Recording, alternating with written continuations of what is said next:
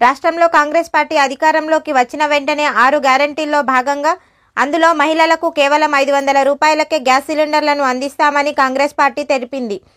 అయితే ఈ పథకం కోసం ఈకేవైసీ చేయించుకోకపోతే సబ్సిడీ రాదు అనే వదంతంతో తెలంగాణ రాష్ట్రంలో ప్రచారం అవుతుంది. నిజామాబాద్ జిల్లా కేంద్రంతో పాటు పలు మండలాల్లోని గ్యాస్ ఏజెన్సీ వద్ద మహిళలందరూ కూడా ఆధార్ కార్డులతో గ్యాస్ ఏజెన్సీ ముందు బారులు తీరారు.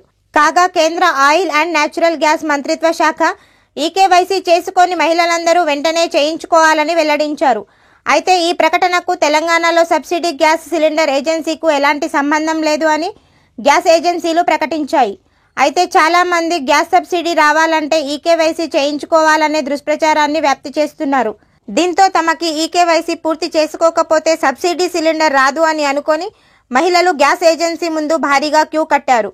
గ్యాస్ ఏజెన్సీలు మాత్రం అలాంటివి ఏమీ లేదని, కేవలం ఈకేవైసీ పూర్తి కాని వారికి మాత్రమే చేస్తున్నామని తెలిపారు.